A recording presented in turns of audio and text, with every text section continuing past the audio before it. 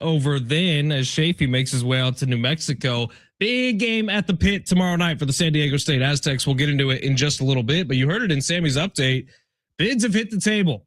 I don't know if anyone remembers, but yesterday around 1:30, we asked Kevin Acee had bids hit the table, and he kind of went up an octave and then didn't tell us whether they had or hadn't.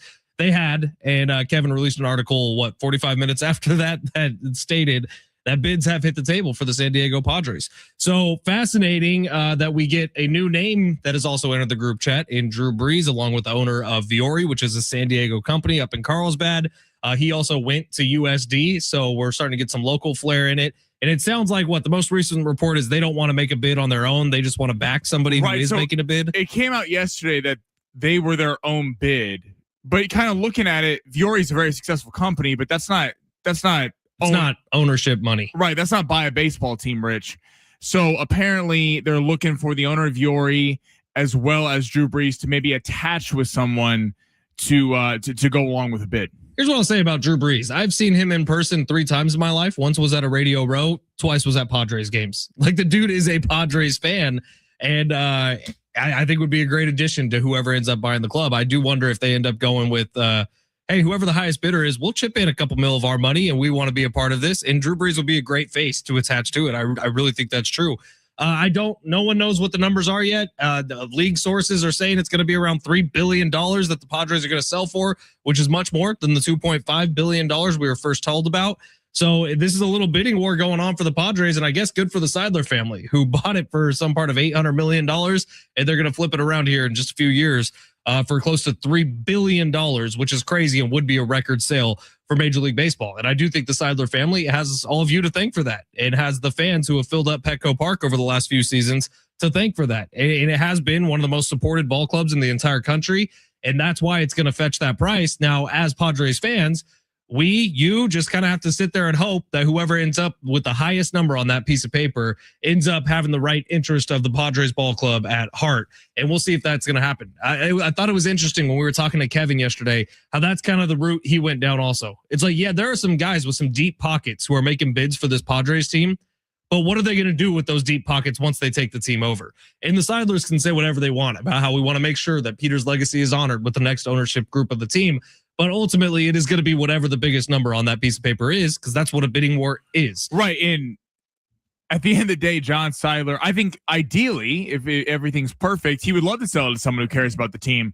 But to that end, if someone's making an offer that's 50 million more or 100 million more, they're going to go with just the best offer. Because it's the difference between 3.0 and 3.2. They're taking 3.2. They're taking 3.2. It's interesting. It started obviously with Kevin Acee on our show yesterday, kind of hinting at this. The fact that there are 5 bids, this thing is obviously moving fast. The John Seidler comments were interesting about how he did kind of want to sell it to someone who had value in the city. I've seen a lot on social media back and forth of some people love the San Diego ties, the Dan Friedkin, the Drew Brees, and some people are kind of have the other way of who cares? Who cares if they're from San Diego? That doesn't necessarily mean that they want to spend money. Drew Brees is interesting. They're kind of going after the Dodger model. It's interesting. The Dodgers, Mark Walter and a lot of that group owns majority of the Dodgers. Yet who do you hear speak at Dodger Stadium and Laker games? Hear Magic Johnson, because people in Los Angeles go, no way, Magic Johnson's talking. People love it. People don't necessarily want to hear from a bunch of stuffy owners they don't know anything about. Well, it's what the SDFC did with Manny Machado. Exactly. It's name credibility immediately. Machado's at the game. People are excited. A fan of the city. So Drew Brees is a smart name to attach. If you're Kudla from Viore or if Friedkin or Feliciano, if one of these guys ends up attaching Drew Brees to them, it's smart because obviously a beloved sports figure here in San Diego. But it's exciting that the team has so much interest in it. In 5 bids, he said John Seidler made it sound like there's other bids that haven't even become public yet. So I mean, you can get a real high price for this team. I have a feeling Kevin was probably right yesterday when he said he wouldn't be surprised if by opening day there's a new ownership group, and we'll see. Expecting 2 rounds of bids. I think that was the latest report that we got. So first round apparently has happened. And we'll see if the second round, how high this thing can go and how many people drop off. Because I do think it's easy right at the beginning to say, oh, yeah, I'd like to buy a Major League Baseball team. Right, everyone wants to buy a baseball team. What's the number at 2.5? I got that in the bank. And then once you start to see numbers flying and once you start talking to your financial advisors, things probably change a little bit. So who knows? I would say, and text us if you feel differently, 70470, start your message with team. Friedkin is still the top of my list. The more we learn about everybody on this list, the more Friedkin stands out to me. But I would love to have Drew Brees attached to that. Absolutely. I would love to have Viore attached to that. Absolutely. So we'll see where this thing goes, man. But quicker, sooner, sure. Make it by opening day. I guess we're already down the train tracks, aren't we? All right, we're going to get to the big three here of our number one. We got a busy show for you. We got some 9 Inch Nails tickets to hand out as the show progresses. We also have a pair of tickets for you to go see the 9 Inch Nails at Pechanga Arena coming up in the first few weeks of March. So stay tuned here on San Diego Sports 760. Let's get to the big three where Sammy Long rips through the top stories in the world of sports. Sammy, smash. Your lunch break is here. Ready to go back to the office and knock the socks off your friends? I mean, coworkers? It's time for the top stories of the day. The Big Three. By the way, now I know I need to go back and check out the coaches show that aired last night on San Diego Sports 760 because one of the texts that came in was from the 619 that said, what will you miss most about the Mountain West? I really want to hear Brian Dutcher's response to that because I bet he's going to say nothing. I heard a little bit of it. I was driving around and he was kind of talking about what we were saying the other day about everyone cannibalizes each other. Everyone's bad officials, terrible travel, bad TV deal. Let's be honest. Terrible cities you're going to.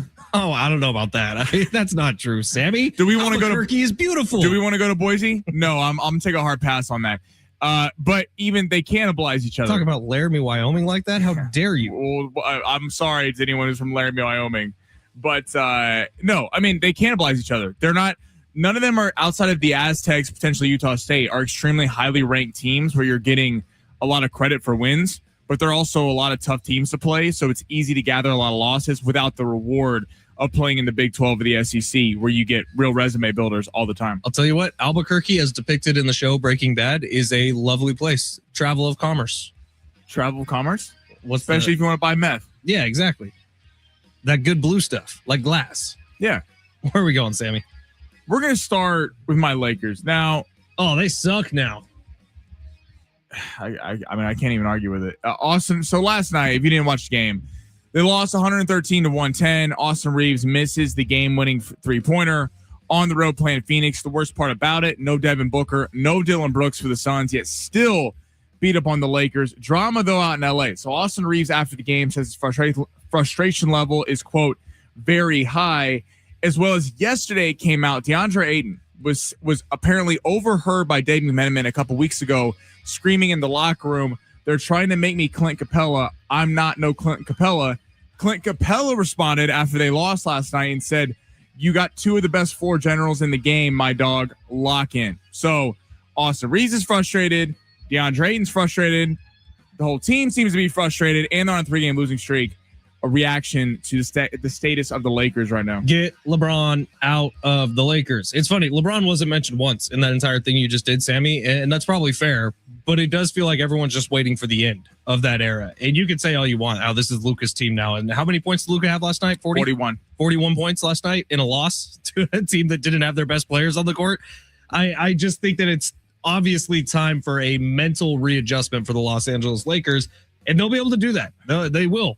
But it's going to take LeBron not being there anymore.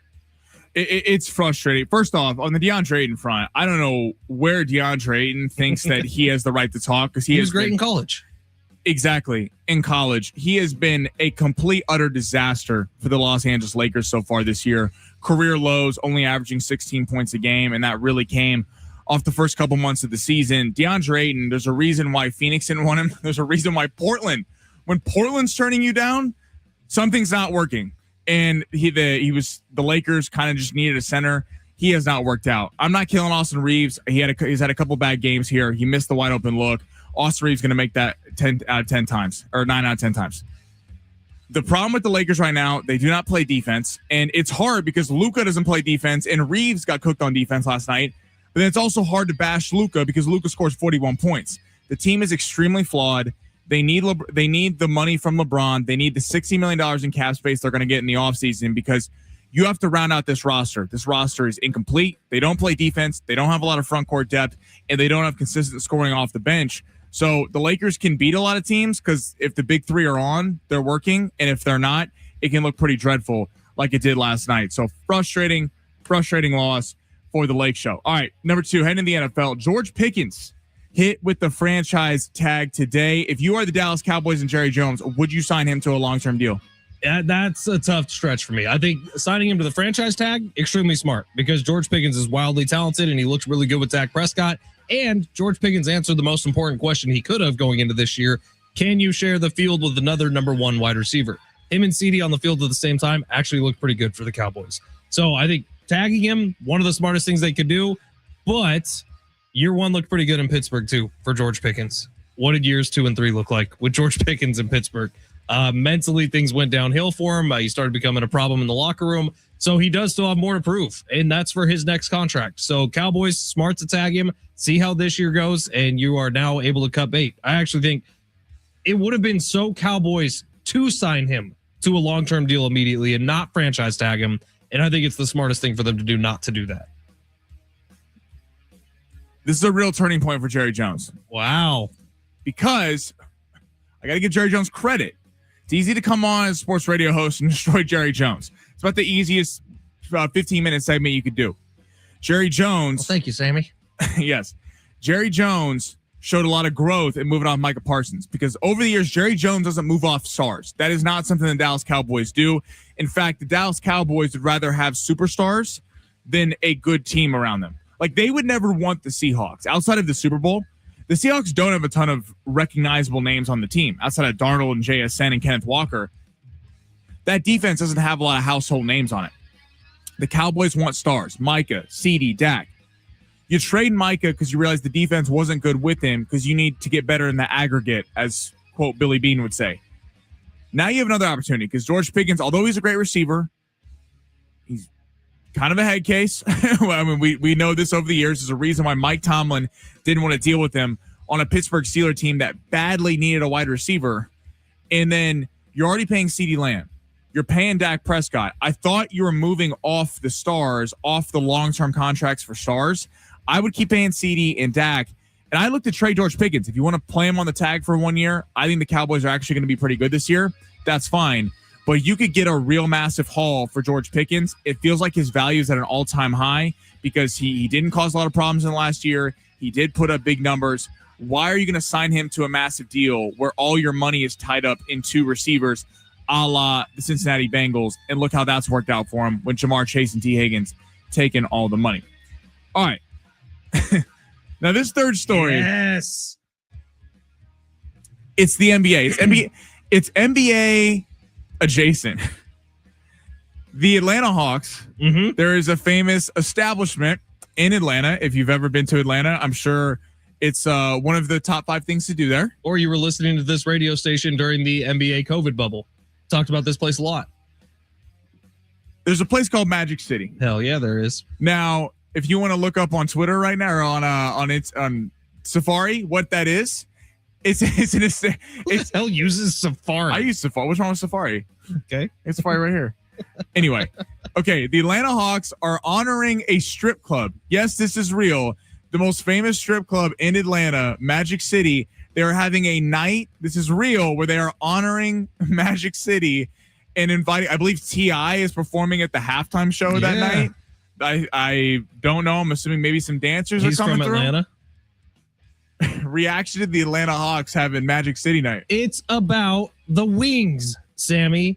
The wings are world famous at Magic City. We all know this. The lemon pepper wings. That's why Lou Williams literally got suspended from games in the NBA because he couldn't stand going multiple days without the wings. Breaking news, James Harden traded to the Atlanta Hawks. Potentially, yes. But this is actually, so one of the owners of the Atlanta Hawks is Jamie Gertz, who's an actor and a producer in Hollywood. And she would be like the Drew Brees coming to own the Padres. She's not worth all the money, but she puts a face on the franchise and she talks a lot for the team. And she produced a 5-part docuseries that was on Stars or HBO or one of those things that was about the strip club, Magic City, and how the wings are literally a part of the culture in Atlanta, and how it's foundational in the world of hip hop and rap.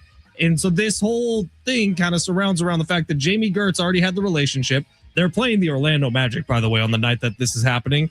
And T.I. is going to perform, and this is very, very cool. T.I. said, we doing this one for the city, ...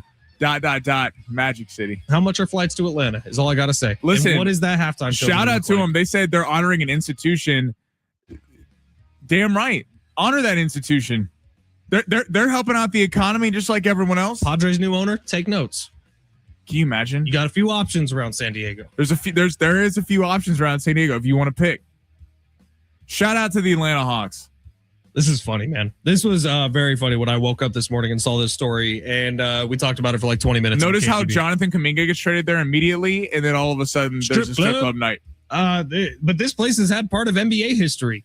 Like everyone remembers during the bubble, right? Like people left the bubble to go get wings from the strip club. And that was the excuse. They were lonely too. They needed a night away. I have to try these chicken wings at some point. Jamar says the wings are unbelievable. # Magic City. I have to try these wings at some point in my life. The lemon pepper wings are supposed to be to die for. Lemon pepper.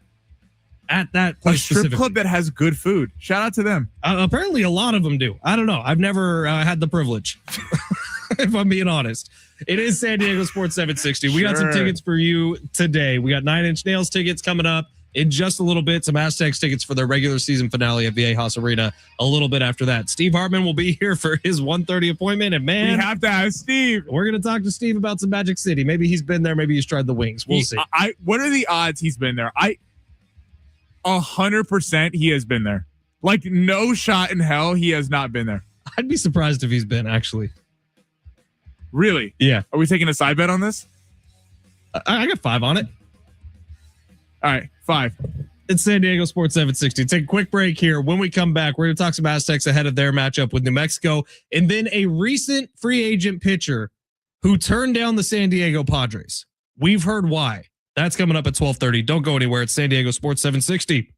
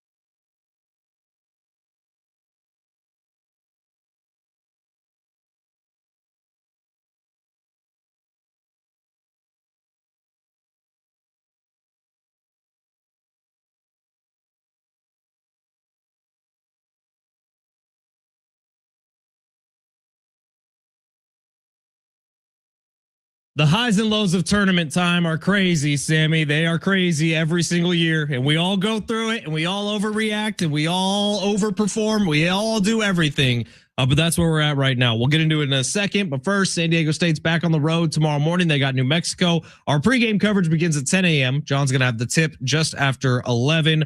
I will be here tomorrow morning, bright and early, bushy-tailed, wake you up with a cup of coffee and some Aztecs hoops. Can't wait for it. But we're almost to March, right? In fact, my group text got sent out this morning to everybody who's competed in my big bracket challenge that we do. where it's bigger money, and I just want to make sure everybody's back in for this year. Sam, if you want in, you let me know. But to a bracket pool? Yeah. Oh, definitely. So that group text went out this morning because we're just a couple days away from March now. And so everyone's got to start thinking about these things. But when it comes to being a fan of a specific program, especially one like San Diego State, who's been in the tournament so often over the last few years, it's hard to imagine a situation where they're not in it, right? And after that Grand Canyon game, after the Colorado State game, I think collectively we all started to think, oh my God, they may not make the NCAA tournament this year. And the bracketology would probably tell you were right if you were thinking that, because according to Bracket Matrix, 4 of the 112 simulated brackets they had did not have San Diego State in them. But you go and beat Utah State by 17, and you can flip the whole conversation in your head. Sammy, have you taken a peek at Joe Lunardi's latest bracketology, which came out this morning? Yes, I saw them. They moved up in it. They're right back in the field. Right back in it. I heard a bracketologist, I'm forgetting his name, on Rocco something on with John yesterday. And he said their model had SDSU in the tournament, but that's only because they're the number 1 seed in the Mountain West Conference tourney right now, and they're projecting that they win the tournament. And there's probably some of that too with Lunardi's thing. There probably is. However, it is funny that you go from such doom to such doom and gloom to such happiness just in the span of one day. And now I think the Aztecs have an opportunity tomorrow to further cement themselves in that, to where maybe it's not just the forward projection of the Mountain West tournament, but maybe it's also the fact that they've earned that spot. And a win at New Mexico, I certainly think would get them closer to that note. But again, we're not saying now all of a sudden they're for sure in, they're for sure out. Right. They are the truest form of a bubble team you could possibly have at this exact moment. Well, it's a completely fluid situation, because when you're projecting a team is out or in on the bubble, the teams that you're projecting are in, you're expecting are going to win out, or you're expecting are going to have good ends to the season. I mean, right now, Utah State is on a 3-game losing streak? 2. Okay. They were playing on a hypothetical scenario yesterday. They have a tough schedule the next week. Like, what if they kept losing? So, right. And Utah State right now is a quote lock for the field. So the Aztecs, you can only play what's in front of you. But yes, a road win at the Pit would be massive, because I think you answered. There's 2 questions that need to be answered this week. The first one already got to answer against Utah State. Can you get a massive win over a team currently in the field at home? And you did. You beat the crap out of them by 17. The Aztecs deserve all the credit in the world for that. Now, if you really want to put people on notice, because there always is that, well, you can beat them at home, and that's great. But if you go into New Mexico and do that, you erase the last week of basketball with Colorado State and Grand Canyon, where there were very flat performances, one at home and one on the road. You go into one of the toughest places to play, certainly in the Mountain West, and get a win over a team that is really good, and I believe is the last team in the tournament field in Joe Lunardi's bracket right now in New Mexico. Then the Aztecs are having a really massive statement heading into the final week of the season. I would also say it's oftentimes you look back on a regular season and you never know what ends up being the most important win. And for San Diego State, it could have been the 2 wins against Nevada. It could have been beating the snot out of Nevada. Yeah. Because Nevada then went on a run where they beat Utah State and New Mexico, which are 2 of the top teams. And those were both quad 1 games for Nevada. So you look at what that means is San Diego State wins 71-57 against Nevada on February 14th, turn around and a week and a half later beat Utah State 89-72. And Utah State's coming off that loss to Nevada. That's double bonus for San Diego State, because everything is fluid and everyone's matchup against everyone else matters. So San Diego State is back into being in a good spot, not a great spot. And we'll see if they can get it done tomorrow, man. It really is. Sammy, your point was so right, where it's like you've checked one thing off the box. Tomorrow you have an even bigger box to check. Well, looking back at the first game, high scoring game for the Aztecs, won 83-79. These 2 teams in terms of stats are almost identical. New Mexico gives up 69 points per game. The Aztecs give up 70. The Aztecs score 80 per game. New Mexico scores 79 per game. So you talk about 2 very evenly matched teams. It makes sense that New Mexico is the favorite, slight favorite at home. Hall, the guard from Carlsbad, he had 15 the first time they played. He had 15. He averages 16 on the season. So big test for the Aztecs. But if the Aztecs come out and play with that fire that you felt like they played pissed off on Wednesday night, that's where the first time they played a full 40 minutes, they played like that at times throughout the year. That was against Utah State, was the first time this season they put 40 minutes together of really solid basketball play. And I think you kind of go into this New Mexico game as, if I'm the Aztecs, I would assume I'm not in the tournament. I would assume For that sure. the next 3 games don't matter. And the next 3 games are kind of a get right for the Mountain West Conference tournament, and go out there, play carefree and see what happens versus playing as one of the top dogs and feeling the pressure. Yeah, the first time these two teams played, that was kind of Taj DeGorville's first really good game of the season. He was in double figures, if I'm remembering correctly. Miles Bird dominated the second half of that game and fought them back a couple different times. He finished over 20 in that game. He had 21. Yeah, and then Farrell Compton played really well too. So maybe similar Aztecs can jump back up and play really well. But I'm looking at Taj DeGorville and the way he came in the second half against Utah State and kind of took over being the lead point guard on the team against Utah State. And thinking back to his game against New Mexico and thinking Taj is going to be such an important, critical piece for this team moving forward. Can he keep that positive momentum going? And to the Taj piece, everyone focused on the 12 points. He had 8 assists. That's huge. That's a big number for a guy that doesn't play the amount of minutes that usually would allow for 8 assists.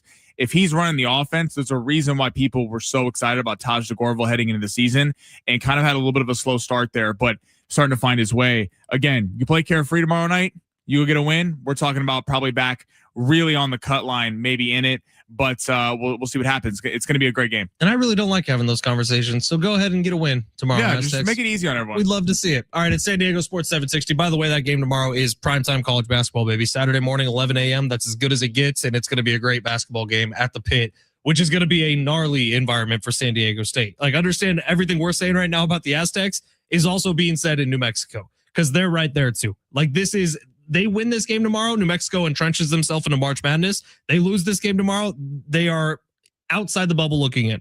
So everything we just said about San Diego State, it's equally as big for New Mexico, and that crowd will show up, and the Pit is going to be chaotic. San Diego Sports 760. There was an interesting report today that I sent over to Sammy Long, and I hadn't seen this before, but a starting pitcher who apparently had an offer from the San Diego Padres. A big name starting pitcher. Big name. He turned down the offer because of one very specific thing. We'll tell you what that is on the other side. It's San Diego Sports 760 live on the iHeartRadio app.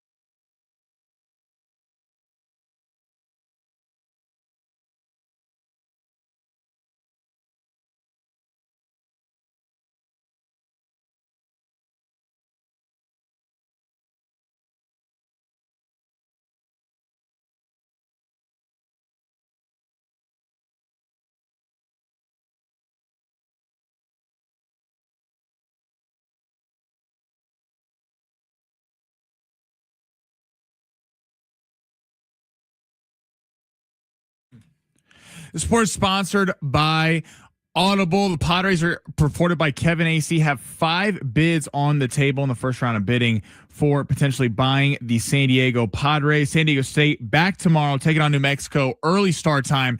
That game's at 11 a.m. New Mexico has a record of 21-7. State brings in a record of 19-8.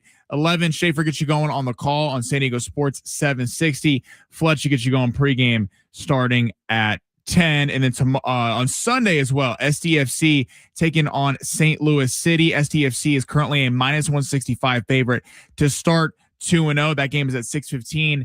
Our coverage starts at 6 o'clock on San Diego Sports 760. And if you're stuck in traffic, why not take care of you? Who better to help you do that than the top voices in well-being on Audible? Get your first audiobook free when you sign up for a 30-day trial at audible.com/wellbeing.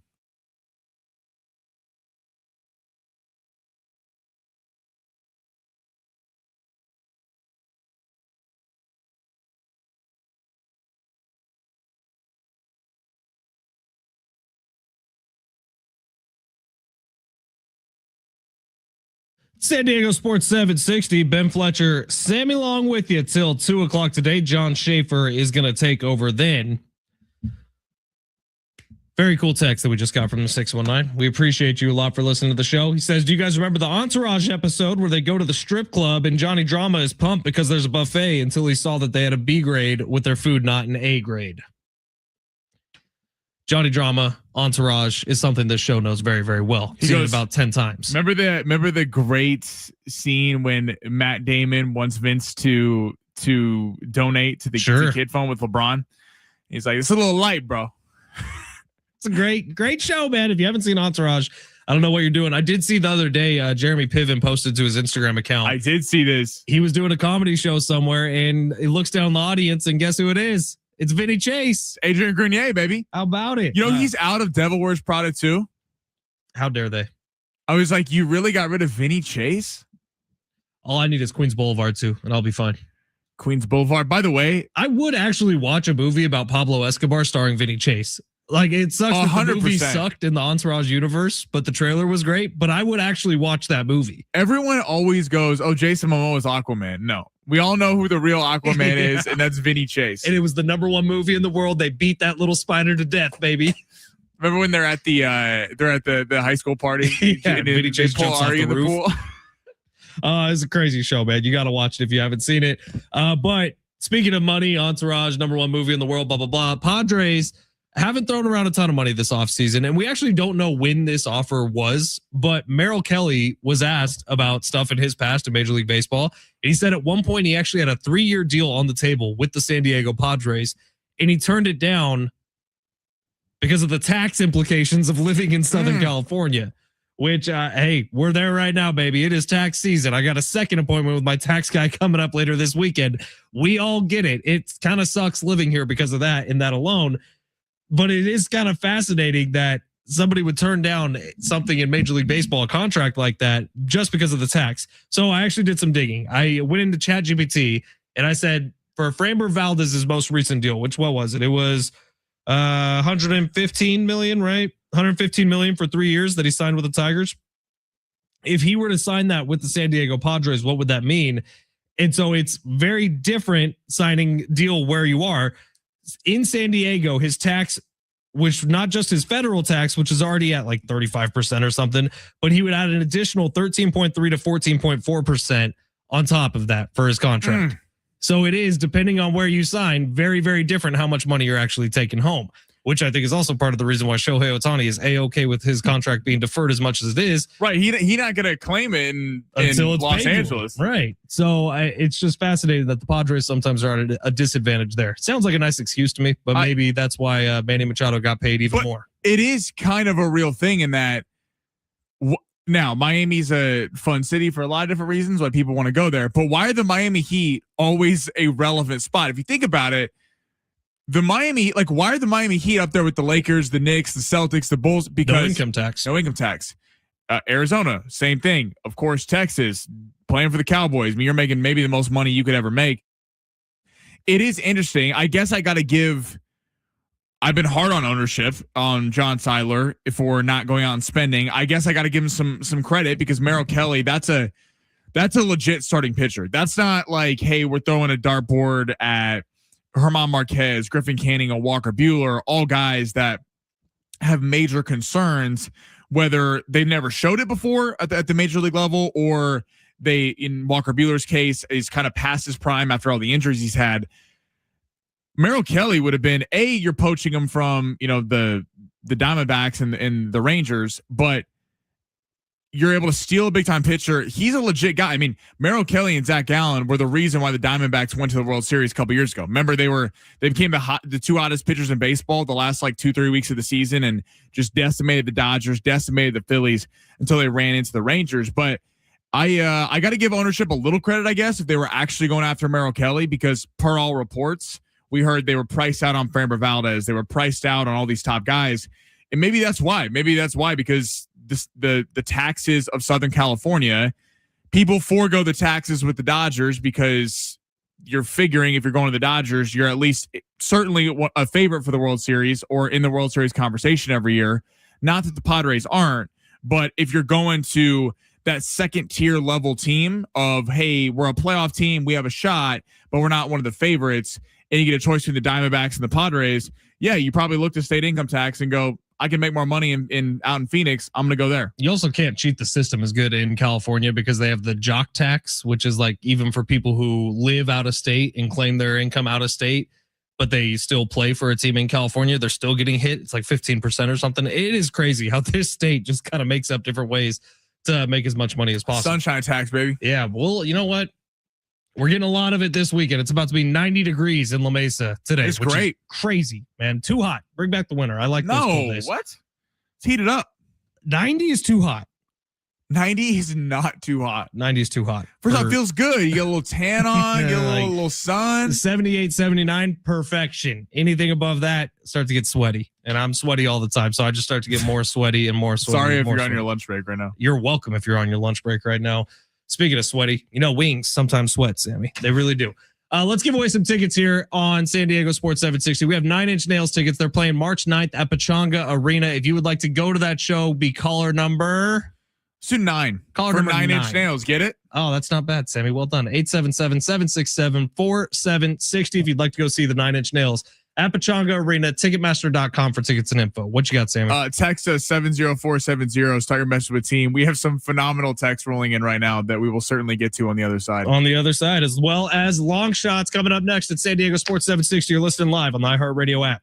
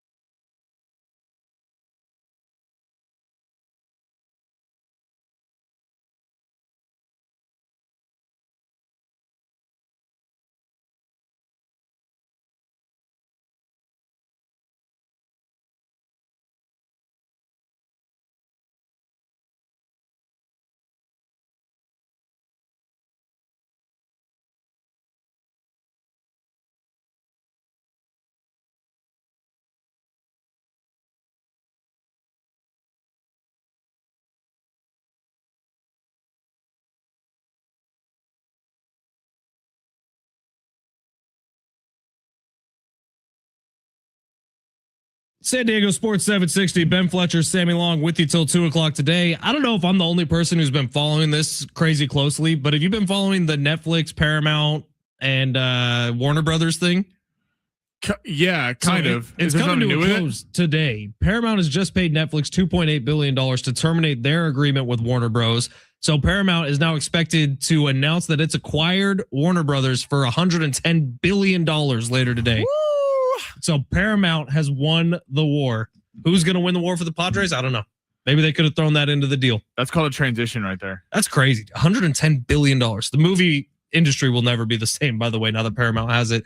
Curious to see how it looks in the future. You know, everything Warner Bros. Is now going to be on Paramount Plus, as well as the UFC. Also, where's Paramount getting all this money from that they're just buying things left and right? Crazy. CBS. Well, they that kind of goes to explain there's part of the Zuffa boxing that's on Paramount Plus alongside the UFC. They just announced Conor Ben, who signed a big contract, $15 million deal, is fighting on the co-main of Tyson Fury, who's on Netflix. So it looks like there's a little bit of a sharing here. There's a lot going on. 619 says Vinny Chase and the Chasers. Love it. 619, the Turtle, the Hare, and the Millionaire from Gary Busey from Entourage. Fantastic. Gary Busey on Entourage, some of the funniest episodes. They talked about they're like the exact same person. Like he was playing himself. Like they're like he's, you think he's going to kill you at any given second. They're like he was like a massive fan. And then my favorite was when Andrew Dice Clay and Johnny Drama. Johnny Bananas. Monkey Show. Also, I would watch that Monkey Show with Andrew Dice Clay and Johnny Drama. Johnny Bananas. It'd be hilarious. 619, with all the stuff going down south, a good movie recommendation is Sicario. Have a good weekend, gents, from Brian. That movie's incredible, man. Sammy and I were talking about it during the commercial break because of that text, Brian. And I remember seeing it in theaters. Definitely the second one. I don't know if I saw the first one in theaters, but you have a hard time breathing during that movie. Like, it is tense the whole time. And Benicio del Toro's acting performance is so amazing. Yeah, the first scene where they're like walking in the house. I mean, you're like, it's so tense. 615, Sammy, it takes a real man to play Wake Me Up Before You Go Go as your buffer song. I personally wouldn't do it, but again, it takes a real man. 615, you're also calling Sammy a real man with that? I don't know, man. Listen, it's a great song. Look at his shout out to George Michael, man. Shout Sammy, out to Wham. 5 minutes before the show today was really working on his hair to make sure it looked good. Well, I do this little video on San Diego Sports 760 Instagram, kind of teasing what's going up with the show. And the other day I did it. And then I saw it at night and I had a wing up in my hair and it bothered me a little too much, actually. That's why he plays Wake Me Up Before I Go Go. 858, as a fellow sweaty man in his 30s, I agree. 90 degrees is too hot. It's too hot, man. It's too hot. Okay. We need 75 and sunny. That's what we pay for here. A 90 though, you sit outside, got a nice little Corona, getting a little tan on. I grew up in a place that would regularly get to like 106, 107. I don't need that anymore. Sam, you lived in Arizona for a while. That's why 90 is not too hot to you. But for those of us who I lived in Palm Springs and Phoenix in Palm the summer. Springs is the worst, man. My wife loves it there, so we go quite a bit. It is the worst when it's hot. In terms of heat. Yeah. You can't even breathe. It's so hot. The best thing though is when you play golf in the heat, you kind of forget about it. That is so not true. I love it. It's like hot. You just you're drinking beer. It's just I played golf in Palm Springs one time, and I think I sweat so much that I didn't pee for an entire day. The problem if you're going to play golf in Palm Springs or Phoenix, you have to get up at 7 a.m. and start because by the end, if it's like 11:30, you're like, pick up your ball and let's go. No matter how much Gatorade and water you drink, there's just nothing left inside of you. The worst though is if you're playing golf with someone who thinks they're really good and they're not. So they're like measuring their ball, they're measuring their putts, and it's 120 degrees outside. Pace of play, baby. Buddy, we're not on the 18th green at Augusta. Let's go. Play. You got to move it. In fact, if you read the putt for more than 20 seconds, I start laughing at you and throwing things at you. That's kind of the rule on the golf course. All right, Sammy, let's get to long shots. Rough one last night, 2 out of 3. It happens. It happens all the time, actually. Houston, the Magic are up in the game, and Houston goes on a 25-0 run. Like, what are we doing? Frustrating. It happens. 2 out of 3 is like, if 2 out of 3 paid out, we would be rich. By the way, I called Michigan State 7.5 point dogs money line upset. 619 90 is hot as balls, Sammy. Come on, brother. I got a something Lemon Grove. Funny. 858. Don't get it confused. The best guest on Entourage was Sasha Grey. I'm still pissed Vinny messed that up. Oh, Sasha. Problem is Sasha got him hooked on that sauce again. No. All of a sudden Vinny was doing drugs again, but she was a pretty good guest. She was a good actress. She's a good actress. She's really good. Fantastic. Give her some credit. All right, Sammy, let's get to long shots. Go ahead, smash Before it. we get fired. You looking for some luck? Want to win big? Gotta play big. You are so money and you don't even know it. Time to take a chance Say that to me and his man. with long shots. All right. We got a parlay here. We got a little UFC action, a little college basketball action, as well as a little, what's going on over there? I'm just having a conversation with someone else. I apologize. Okay. Go ahead, Sammy. All right. We're going to start with, I got it right here. I lost it. My apologies. Okay. Duke, Virginia. Number 1, Duke taking on Virginia, number 11 in the country. This is where Vegas wants you to bet Duke. Duke comes off a massive win last weekend over Michigan. Great performance. Beats the crap out of Notre Dame on Tuesday or Wednesday. I mean, absolutely slaughters them. I believe it was one of the biggest wins in the ACC history in terms of just pure percentage points. But Virginia is quietly coming in on like a 4 or 5 game winning streak. Their last loss was to North Carolina. They lost by 5. It was an excellent game. They've been playing some good ball. Beat up on NC State. Beat Miami by 3. It was always a tough test. Whooped up on Georgia Tech. Beat Ohio State. Duke is 9.5-point favorites in this one. I'm not saying Virginia's going to win this thing outright, but I feel like that's a little bit too much, too large of a line. It's a recency bias. Again, Duke deserves all the credit in the world. They beat Michigan. They destroyed Notre Dame. Notre Dame is not very good this year. And the problem with Duke, although they're really talented, it really flows through Boozer. The team in the tournament gives me actually a little pause because you feel like if Boozer does have a bad night, they aren't really an extremely deep team. Boozer is going to be a top 3 pick in the NBA draft. He's probably going after Peterson and DeBonsta.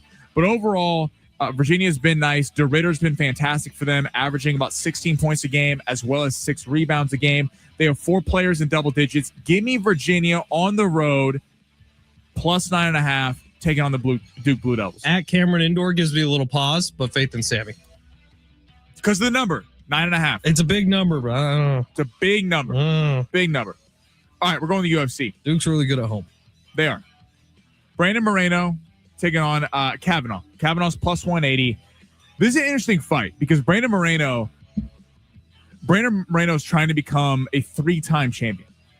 Now, in the flyweight division, I go back and forth on this fight because Kavanaugh is a little undersized. So Kavanaugh was this top prospect in the UFC, started out 8-0, actually had a brutal loss, a TKO loss last August, kind of stopped the freight train a little bit in his tracks. Moreno fighting in Mexico City, you got to feel like this is going to be, I'm not saying it's home cooking judging, but Brandon Moreno is a massive star, a massive Mexican star in the UFC for the UFC. Moreno, this is really his last shot because you look at Moreno and he's gone 2-2 in his last 4 fights. If he can't crack and win this one in Mexico City, I don't know where that leaves him in the division. But Kavanaugh, again, is a small flyweight. I think this is a tailor-made fit for Brandon Moreno. Brandon Moreno, minus 218 on the money line. I also like, if you can grab it, over 4.5 rounds. Over 4.5 rounds. In his last 2 fights, he's gone the distance. And again, with the size disadvantage of Kavanaugh, a lot of these guys that we bill in the UFC and boxing as the next thing, this is the next star, don't always live up to that. I think fighting on the road in Moreno's hometown going to be a lot, but I don't know if Moreno at his age 32, has the power to take Kavanaugh out. And considering he is 2-2 in his last 4 fights, is he a little hesitant? Does he still have that same killer instinct that he had back in 2021? So we're going to go full 5 rounds, but with the Brandon Moreno win. So winner by technical decision. All right, and then we're going to go a couple NBA picks here. I was debating going with Golden State and the Lakers, but I don't feel like picking against my Lakers, even though Golden State probably is the side there, and there's a primetime game tomorrow night. We're going Cavs, Pistons in this one, which get going tonight. All right, Pistons minus 5.5. We're gonna take the under in this game, under 227.5. Cavs missing some of their biggest stars.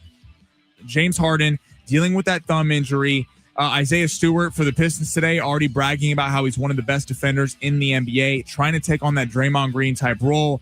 That's the kind of dirty secret with the Pistons is although Kate Cunningham deserves all the credit, Asar Thompson, they're an elite scoring team between Jalen Duren and company. They play really good defense. I mean, Ron Holland, Thompson, Kate Cunningham, they're all elite defenders. And taking on, you feel like the Cavs we remember before James Harden got there, and now there's all this buzz with the Cavs. Could James Harden and Donovan Mitchell go on a run at the finals?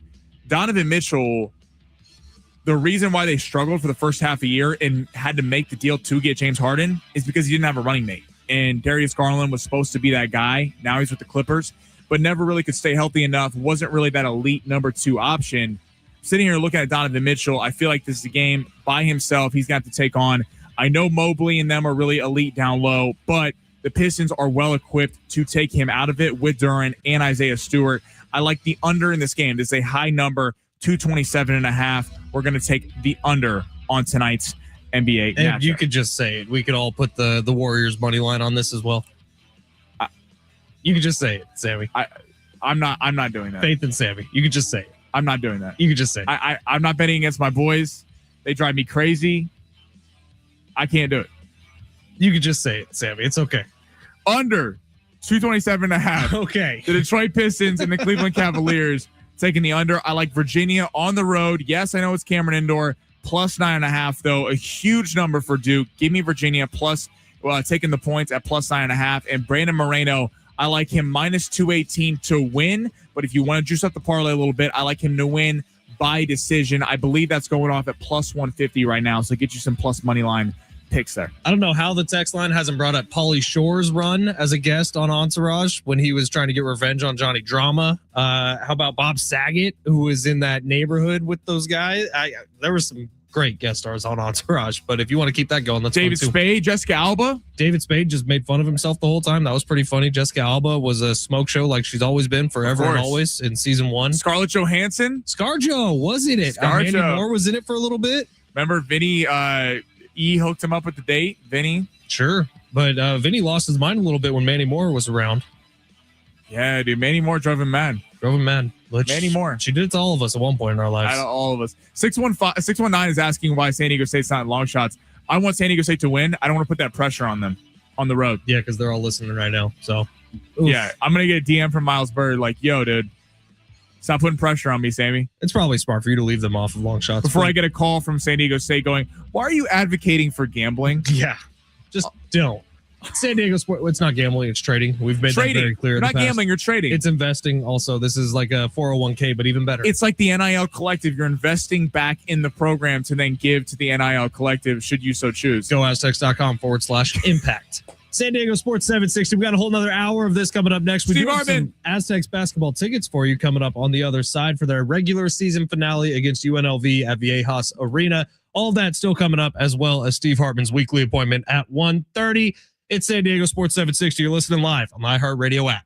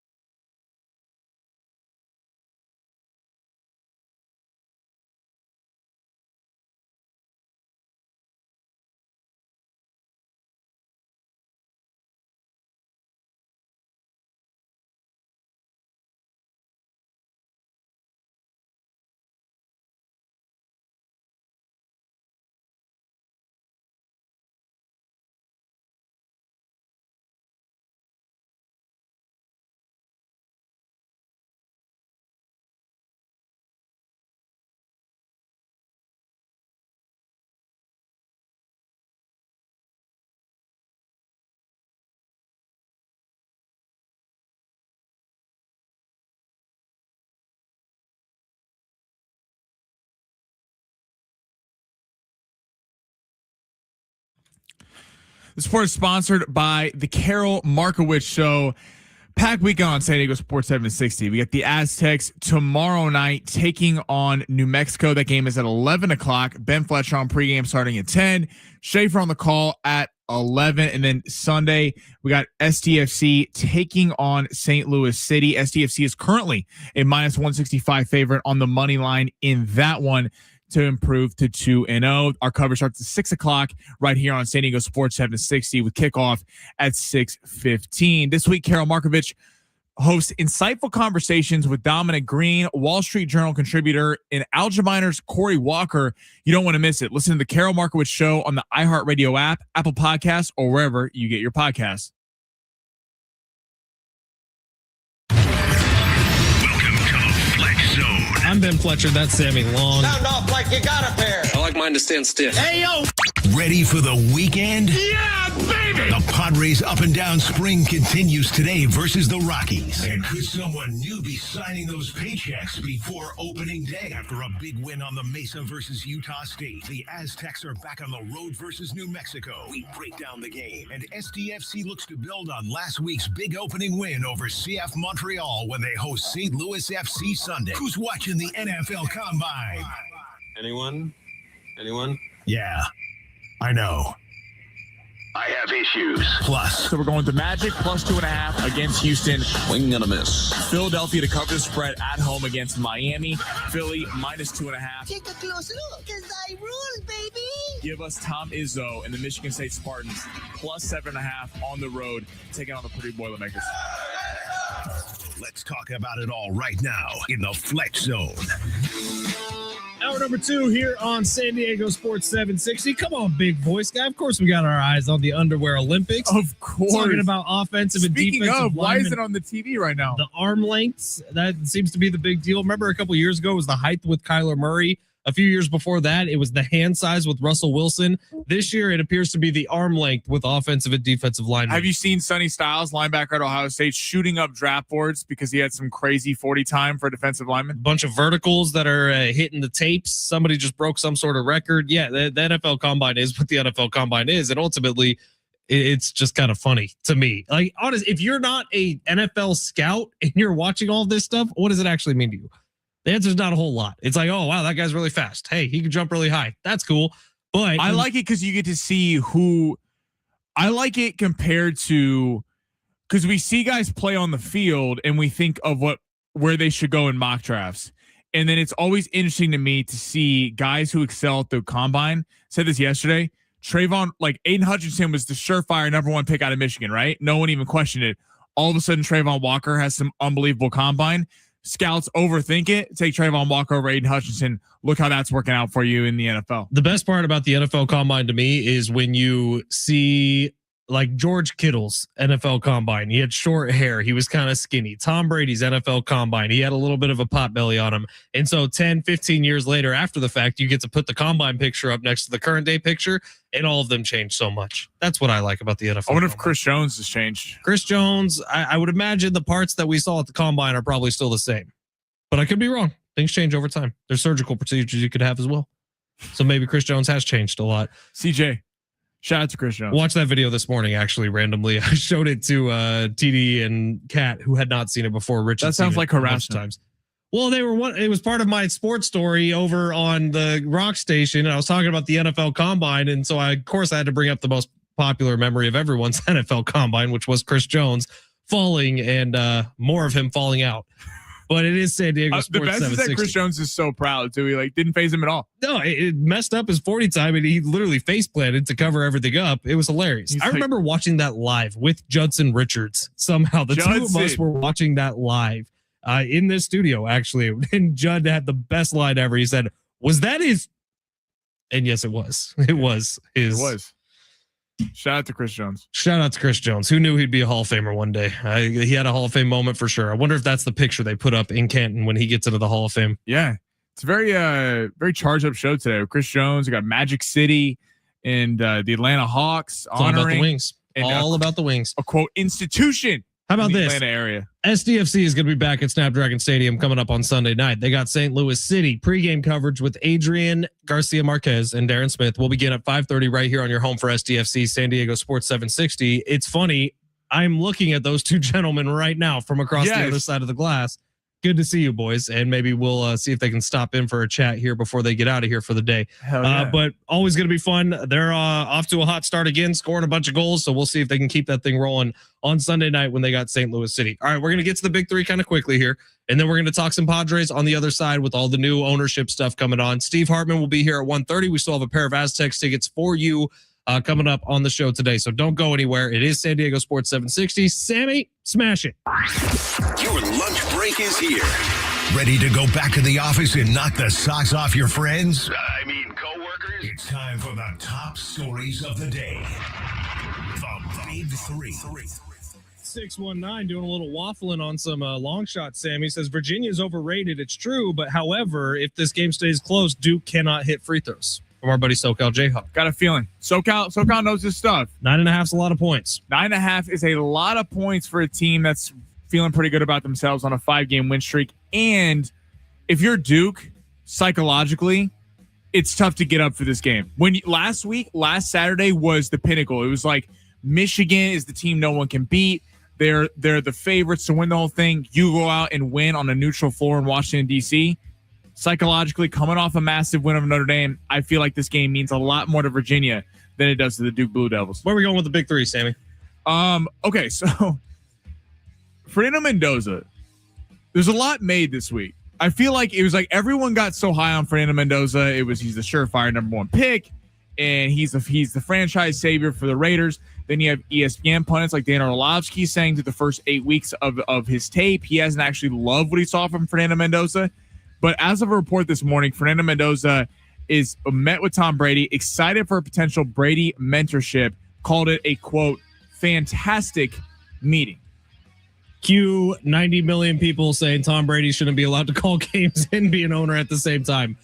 Look, that'd be huge for him. And he's actually on TV talking right now with Laura Rutledge. Mendoza is going to have to overcome some stuff. I think he's largely the number one overall pick going into this year because of a lack of quarterback talent around him in this year's draft class. Had it been different, had there been some other guys who are even just coming out in this draft class, I do think we're having a different conversation. And that's kind of making for a more boring draft this year because we're talking about linemen and wide receivers instead of quarterbacks, like we had the Baker draft where there was a million quarterbacks who got taken. So I like Mendoza. I do. I think he showed a lot in the college football playoff run. Obviously, having Tom Brady in your corner is going to help out a ton. But get ready for all the people to complain of the other NFL franchises who are saying, no, this is an unfair advantage for Mendoza. It's odd. I don't think it's an unfair advantage. It's an odd situation that Tom Brady is meeting with teams. People don't know. Broadcasters are meeting with teams ahead of matchups all week, and there are certain rules that prevent Tom Brady from doing certain things that other broadcasters get to do. Right. So because you get a look at practice, you get to look at stuff like that. I don't fault Tom Brady for being in the position he's in. Now, I also don't fault teams being like, Brady, respectfully, get the F out. Like, I don't want you sitting in our meetings talking if like the Chiefs are playing the Raiders, the Chargers are playing the Raiders, the Broncos. I'm sure they're like, absolutely not. Like, we don't want this all going back to you. In regards to Mendoza, I'm curious the leash that he gets. Because what I mean by that is he's going to be the number one pick. He's going to Vegas. But it's very plausible that despite them having Genty, despite them having Bowers, we'll see if they still end up having Max Crosby, that they have a terrible record. Look at the division they play in. Chiefs, Broncos, Chargers. You're easily picked to finish fourth in that regard. That's not even counting the other teams that you're going to be playing. And we've seen ever since Josh Rosen, the Cardinals. Is Josh Rosen the prospect that Mendoza is? No. Josh Rosen, one of the top picks for the Cardinals, then they flip him for Kyler Murray a year later.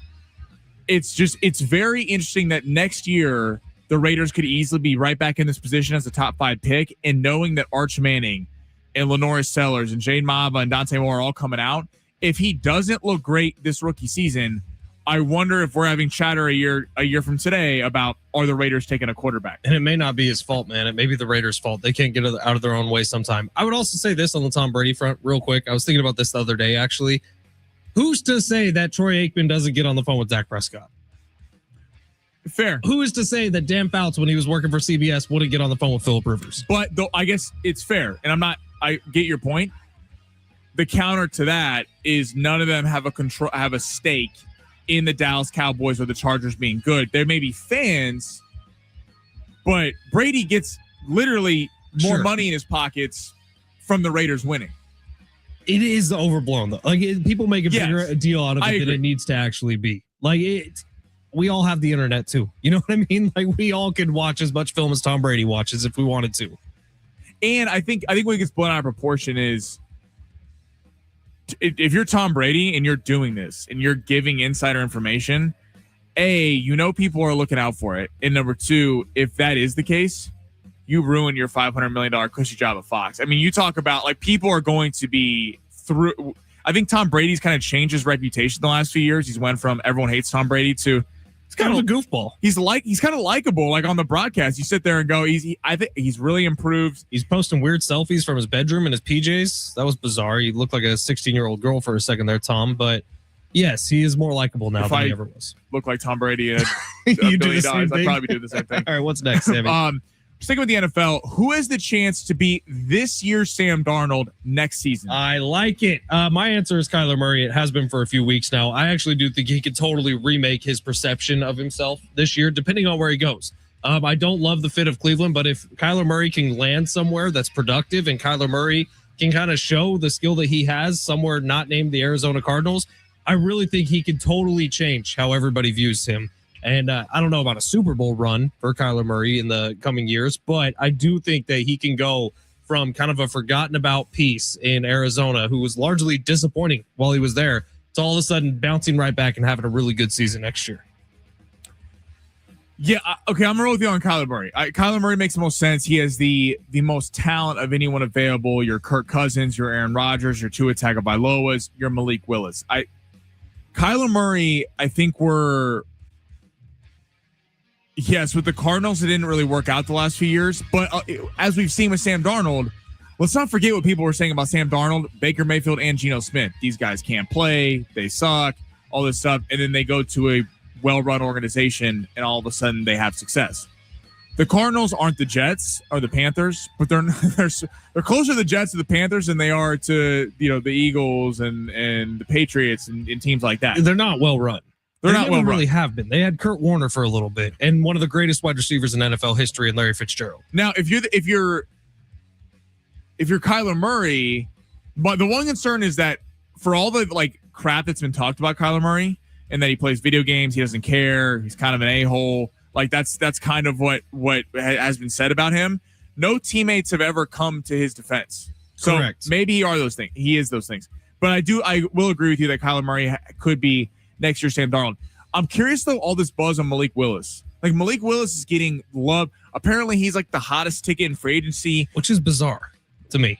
North of $30 million per year. Everyone's thinking that he's going to Miami because he played with Halfley in Green Bay.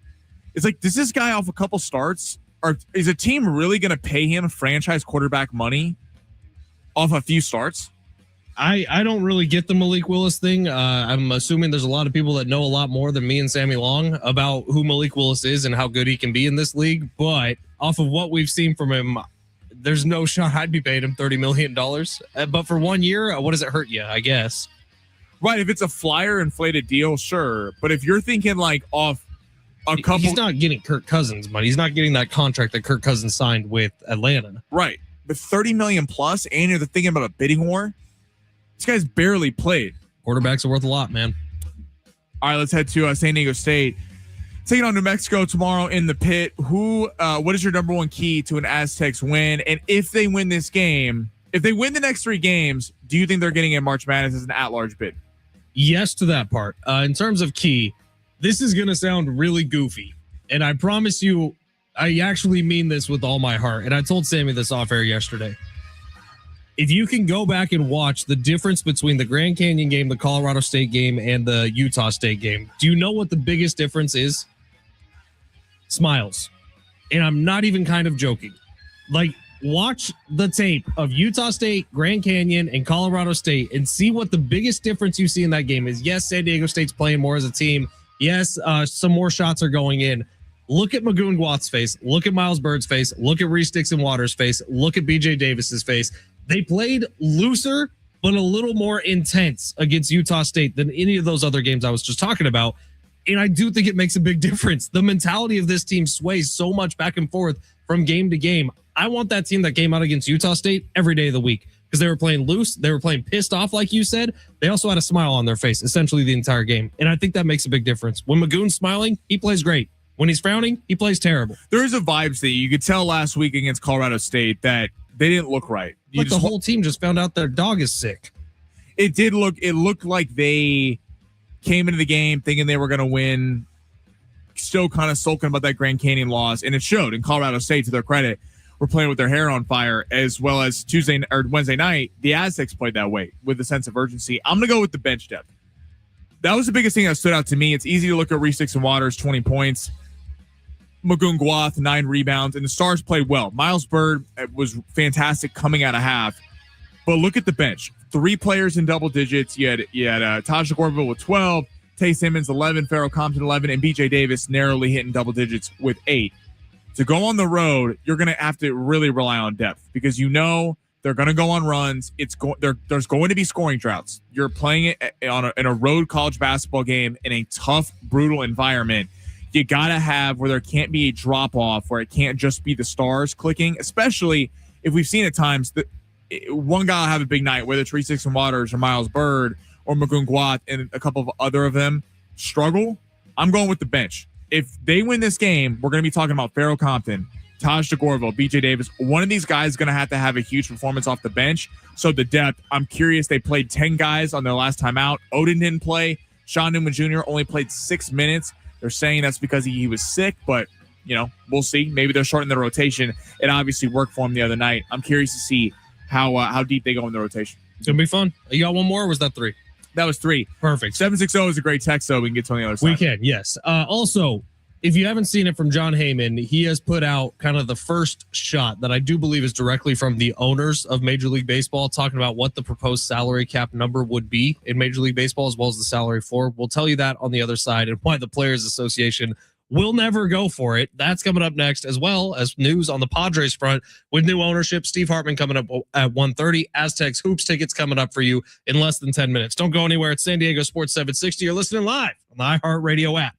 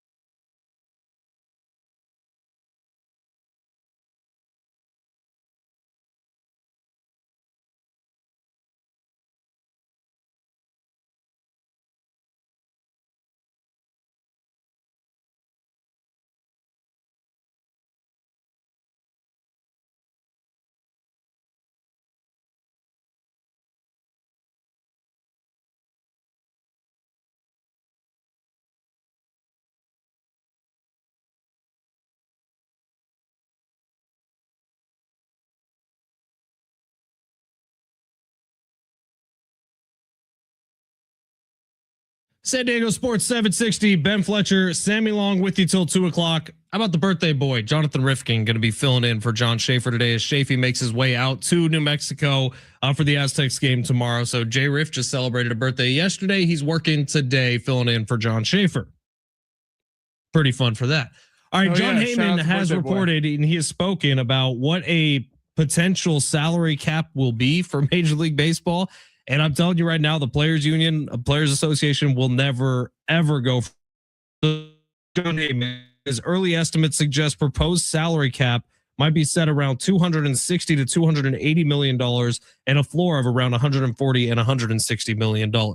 So baseball is heading towards this era of uncertainty here where potentially in 2027, we don't have a baseball season. I promise you this, if this is where the owners are starting, probably not going to be a baseball season coming up in 2027. In fact, I would say if John Heyman's numbers are accurate, and this is what the owners are thinking in Major League Baseball, they will float this out, and this is their way of essentially telling the players, yeah, you might as well just start striking. Yeah, it's a shame. It's a shame that we're probably not going to have baseball next year because like that number has to start with a 3, and it probably needs to be 350. For the players to even sit down and have a conversation. Right. What's crazy is what the NFL salary cap is what just came in today, 308, I think. 308. So it is kind of crazy that the MLB revenue and NFL revenue is not even comparable. So to your point, the players are going to want 3 in front of it, but it's like the owners are going to go, there's no way. I mean, if the NFL is sitting there over 300 and it's by far the most popular sports league in America, how is baseball? Yeah, but NFL ownership is so much stronger than the NFL Players Association. The MLB Players Association has been so much stronger than MLB ownership over the years.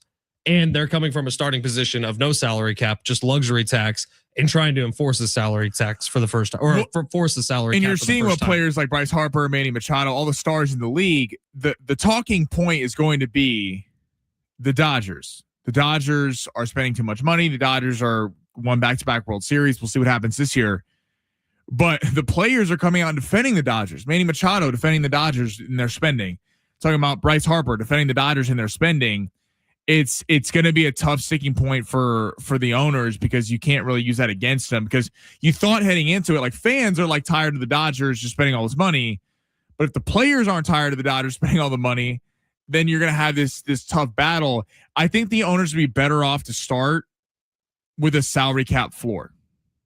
If you started with that, because that's just as bad or more of a problem than the Dodgers spending the amount of money that they spent. Because at the end of the day, you can be frustrated the Dodgers spending all the money, and I totally understand. Like it is. They have a TV deal. They're the biggest thing happening in Japan, so they're able to pay all this. They're just able to write checks that a lot of other teams can't cash. But at least they're trying to win. Whereas half of Major League Baseball is like not even trying. The Miami Marlins, the Pittsburgh Pirates, the A's, you can go down the list. I mean, it's a shame. It's a system that needs to be fixed. But even when it does get fixed, like let's say there is a salary cap, let's say they get everything they want, they come to agreement. It's not like the Dodgers are going anywhere. They're not making them redo the Shohei Ohtani contract or the Edwin Diaz contract or Kyle Tucker. I mean, this is really setting it up for maybe 10 years down the road. Yeah, I don't know what that looks like, by the way, because right now I think if that was the number, I think there'd be 8 teams over the salary cap as we speak. There would be 10 teams under the salary floor as we speak. And it's some of the teams you just mentioned, but the A's, the Brewers, the Pirates, the Cardinals, the Twins, the Rockies, the Rays, the White Sox, Cleveland, and Miami all would be under the salary floor. That shows you how, credit to the Brewers in Cleveland, they're the only 2 teams in that group that have success. By the way, Cleveland on paper right now is going to spend $94 million this year. $94 million, which is outrageous to me. And they're probably going to be a pretty successful team this year. There's NFL quarterbacks that are making over half their payroll. So it is, but then you look at the flip side of it. Like, all right, so let's take the bottom. Miami's going to pay $78 million, at least as of right now, projected payroll for this year. Dodgers are going to pay $381.5 million in payroll this year. Something needs to change in Major League Baseball. And I'm not saying that the salary cap, salary floor discussion is necessarily wrong. I am saying that the players will never go for those numbers. Never, ever in a million years will go for those numbers. So right, because gone are the days of signing like a player like Manny Machado, an aging star, would never in a salary cap make what he is making, because now what Manny Machado brings to the city, to the ballpark, and he is still a star. I'm not, diminishing Manny Machado. He's still a very talented player in this league, but there is no way in baseball you're just paying players left and right because they have name brand and they bring star power to the team and they draw people to the ballpark. There is no way that's happening in a salary cap league. And everything is calculated right now. This tweet by John Heyman, I'm positive, came directly from the owners. And so it's calculated. The owners want those numbers out there as of right now, just like the owners wanted to make sure that the Tony Clark thing happened now. They're trying to weaken each other heading into this, which is also why Manny Machado and Bryce Harper had nearly the exact same thing to say on the exact same day, praising the Dodgers for what they've done for baseball. So everything you hear out of the world of Major League Baseball over the next 6 months leading up to December, or what are we at? 9 months leading up to December, is going to be calculated from both sides. They both have a lot of really smart people behind them, kind of pushing them in the right direction for this PR battle that's about to take place, so that fans, who are the ones who get hurt in this whole thing, by the way, have to choose a side between the players and the owners. It's a bad spot for baseball to put us in. Baseball, who's coming off a really good year, who's about to head into another really good year, is about to shoot themselves in their own foot, which is fantastic. 760 says the higher floor is way more important than a higher cap. Force the other teams, I agree, to spend. I mean, it is back to, and guess what, Miami, if you can't, you're going to lose your team. Right. It's like, again, I understand everyone being frustrated with the Dodgers. And yes, is it frustrating that a team like the Dodgers, who goes out and signs Tanner Scott and then he's not good at all and blows 13 saves last year, do face no repercussions whatsoever because they just go sign Edwin Diaz? Of course. But again, at least the Dodgers are trying to win. At least the Padres are trying to win. The Padres are a perennial top 10 team in payroll. It's frustrating. They're number 6 right now. I mean, it's baseball is the only sport that on opening day, the second first pitch is thrown, you can cross off about 10 to 12 teams from ever winning a championship immediately. Something needs to change, and change is coming, but it's going to be a bit of a process here, and you're going to hear a lot of ugliness out of both sides. All right, Steve Hartman's weekly chat with us every week. It's the most can't miss moments on this show is coming up next. It's San Diego Sports 760. You're listening live on the iHeartRadio app.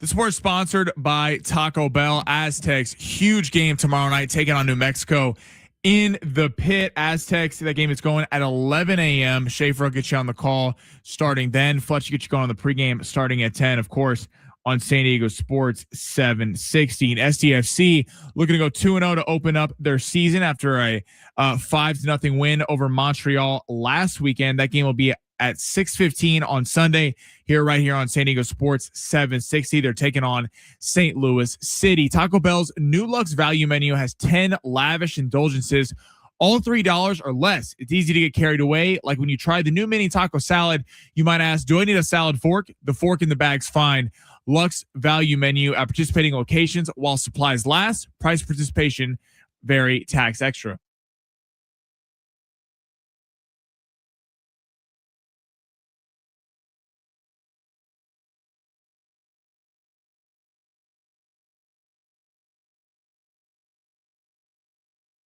San Diego State basketball back on the road tomorrow. They got New Mexico. Pregame coverage will get going at 10. Shafee's going to have the tip coming up just after 11. My name is Ben Fletcher. That's Sammy Long. We're with you till 2 o'clock every single day here on San Diego Sports 760. But every Friday at 1:30, the man, the myth, the legend, Steve Hartman jumps on this here radio show. Some call him the godfather of radio, sports radio in general. Some call him the loosest of the loose cannons. But Steve Hartman is here. Hi, Steve. How are you? Well, Fletch, to be honest, they call me other things, so we just can't repeat them on the air. By the way, I worked overtime this week, Fletch. As you know, Sammy had me on an extra day this week. Yeah, I was sick for a couple days. And Sammy loaded the deck. He had all our regulars on. He had Coach Quintera. He had you, Alan Sleewa, a couple others. I had to call my guy. How'd Sammy do leading the thing, Steve? Well, you can't get sick again. That's the problem, Fletch. You got to take care of yourself, man. It's just a little chest cold. You know, it happens to the best of us, Steve, even though the whole text line thinks I was faking it because Rich Ornberger keeps putting out fake news out into the world. But Steve, how was the week? How's everything going? I don't think I got to get your reaction on Team USA winning in hockey. Very exciting. I mean, you know, like most people here on the West Coast, I turned on, I knew the game was on. I had to work late. You know, I had late night TV, so I didn't get into bed until 1 o'clock. So, you know, I wake up and I saw basically mid-second period on. The second period was insane. I mean, the goaltending was just absolutely freaking insane. You just kept saying, how is the U.S. hanging on in this game? The only problem I have, certainly not winning the gold. That was great. But again, guys, and I've taught this before, you know, you're watching the World Cup final and they have PKs to decide it. I mean, 3-on-3 overtime for the Olympic gold medal. No. I mean, I understand you like want to get it over quick, which is obviously you're going to get it over quick with 3-on-3 hockey, but it's for the Olympic gold. I mean, it drives me nuts because you know as well as Canadian. You get into Stanley Cup playoff. They don't go 3-on-3 in the Stanley Cup playoffs in overtime, and that is some of the most exciting hockey you're ever going to see. So that would be my only problem. Steve, I had a couple Canadians in studio this morning over on KGB. It was their drink we were doing on a bar car Friday, and they kept saying 3-on-3 is not real hockey. You sound like a complainer, Steve. USA wins. That's that. Well, I like it, but if they had lost 3-on-3, we'd be freaking screaming at the top of our lungs. So, I mean, you know, we got lucky and you know, obviously we cashed in big time, but I just don't think it's the same thing with PKs at World Cup. I mean, come on. I mean, are you kidding me? I mean, when we're talking about an event that happens every 4 years, you got to go the distance. You got to go, you know, and grind it out. And that's just the way I am. Call me old school. Call me the old curmudgeon. I just like it that way. Steve, who is the biggest threat to the Dodgers entering the season? The Dodgers. I mean, the only threat they have, seriously, Sammy, is just a rash of injuries. But right now, as they sit here on paper with a healthy Ohtani, a healthy Snell, a healthy Glasnow, a healthy Yamamoto, healthy Edwin Diaz, Kyle Tucker added. I mean, seriously, I mean, I would guess. I don't even know. I mean, when you look at teams that spent money, like really spent money, obviously the Mets spent money this year. They also gave up Alonso without even offering him anything. I guess the Mets, but I mean, this is a team that absolutely collapsed at the end of last year. So I it's hard to single out anyone. I would say if you look over in the American League, it's a team that was 2 outs away from beating them, and that's the Toronto Blue Jays. So, but on the National League side, look, the Phillies will be there. If the Padres are going to have to get insane seasons out of their big three in the rotation. I mean, all of them.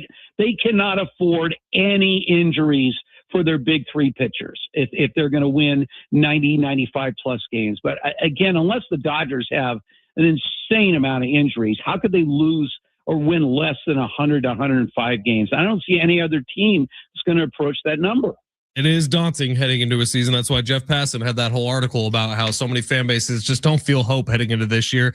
And then spring training happens and we all get delusional once again. And we all have hope once again.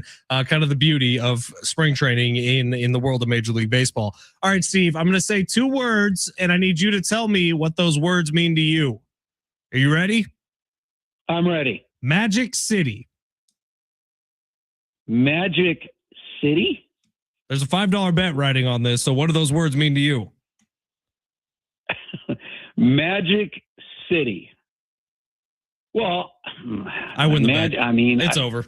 I have no idea what Magic City to me was Magic Johnson. LA was the Magic City when the Magic Man was going, but I mean, Orlando Magic. I mean, I have no idea. Why would I know the Magic City? What is this? Fletch and I had a bet. The Atlanta Hawks are honoring a striptease establishment in the greater Just call it a strip club. That's so much weirder. Atlanta area. I've never been to a strip club in Atlanta. Now I've been to Bon's Venus, obviously in the Tampa area.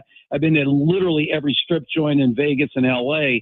But you can't, I mean, an Atlanta strip joint? No. They're world renowned for their chicken wings, Steve, and I'm not making that up. Their lemon pepper wings apparently are like... all of these places are supposedly known for their chicken wings. But anyway, the Atlanta Hawks are doing a special Magic City night. They're honoring them for their relevance in the world of hip-hop and R&B, as well as their cultural impact because of the chicken wings. So your thoughts on an NBA team teaming up with a strip club? Well, first of all, as a man that really knows strip clubs, we did a promotion years ago, Philly Billy, Warrendale, and I, for a local strip joint in San Diego. At the very last, we promoted it on the air. We will be there. We were judges at the Pole Olympics. The Pole Olympics. Okay. So you had the girls that were pole dancers, and we were going to be judges at the Pole Olympics. So I'm ready to go, and literally at the last second, Philly Billy calls me and he goes, "Yeah, she won't let me go." I go, "Who won't let you go?" "My wife. She's not going to let me go." Really? We've been promoting this on the air all week. So I called my late great father-in-law. He was alive at the time, and he said, "Sure, I'll come along."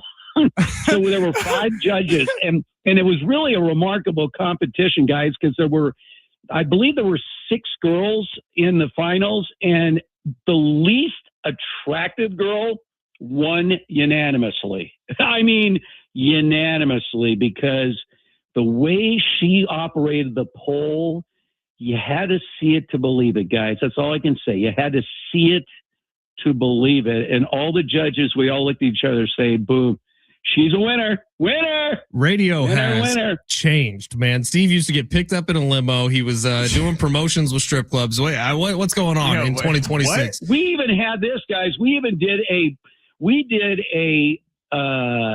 station softball game where we had all of our on-air people, behind the scenes people, going up against strippers in a charity softball game. Did you win? It was attended by our fans. I don't remember the final score. I do remember wearing jeans. It was actually a fairly chilly day, and I'm wearing jeans.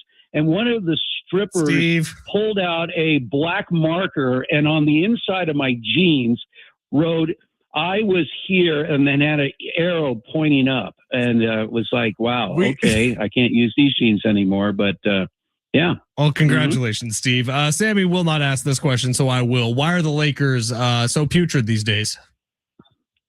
I almost feel like it's by design now. I mean, guys, look, as I said last time, the Guggenheim, I actually talked to Sammy about this during the week. The Guggenheim Group is ready to clean house. You know, bye-bye LeBron, bye-bye. I mean, it could be even bye-bye Austin Reeves unless he comes at the number he they want. If he wants more, hey, we wish you all the best. Good luck. There's one safe guy, Luka Doncic. But this organization is going to be absolutely gutted at the end of this year, and it's going to be a do-over, and it's going to take a little while, but you got to put faith in Guggenheim because they know how to put together an organization, a winning organization.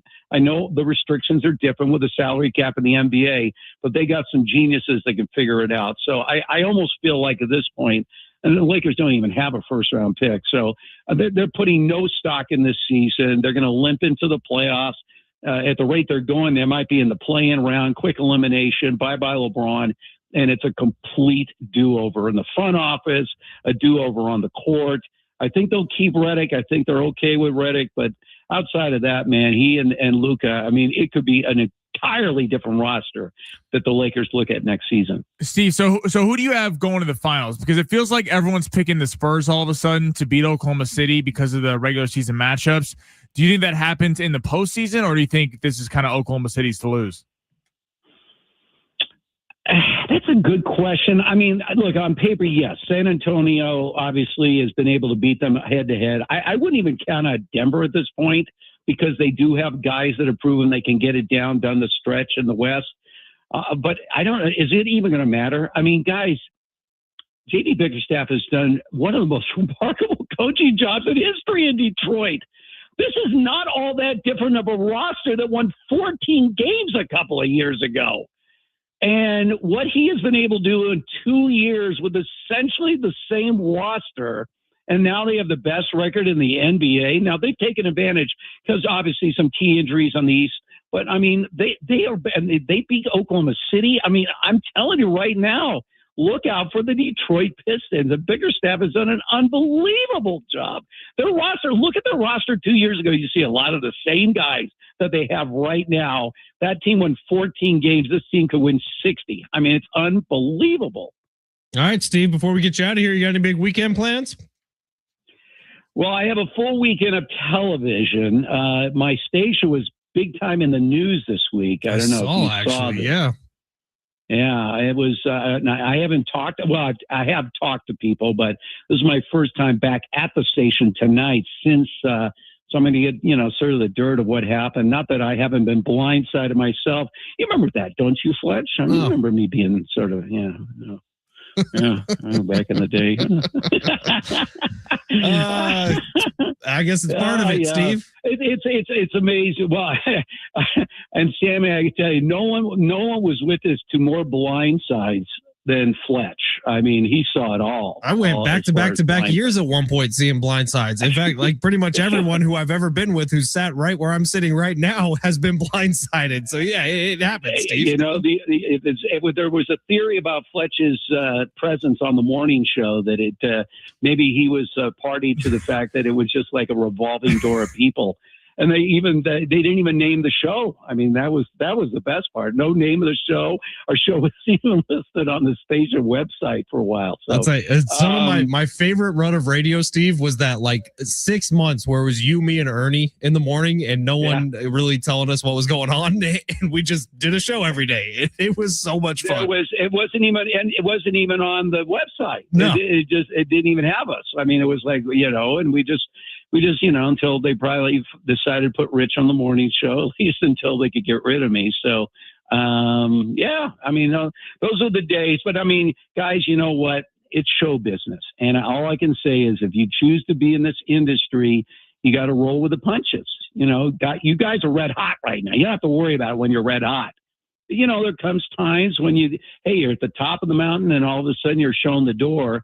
And then the question is, how long do you want to put up with this? And so, you hear about actors getting rejected. It's the same thing with people on the air, with your radio guy, TV guy. It's all part of the business. But if you love what you do, you just hang in there, and other opportunities always seem to pop up. So, but you guys don't have to worry about that. You're in the prime right now. You are kicking ass, and I am so happy. I gained a lot of mileage out of this Friday that I spend with you guys. I get a lot of street cred. It's working for me. The gangsta Steve Hartman, the OG. Appreciate you, Steve. We'll talk to you next week. All right. Love you guys. Love you too. Love you, brother. Steve Hartman, one of the best to ever do it, man. It's San Diego Sports 760. We got some Aztecs basketball tickets for you right now. They got UNLV next Friday at Viejas Arena. It's the regular season finale. It's senior night. You want to be there? Call 877-767-4760. Sammy, what number caller? Let's do number 8. Caller number 8. You're going to the game. It's San Diego Sports 760. You're listening live on the iHeartRadio app.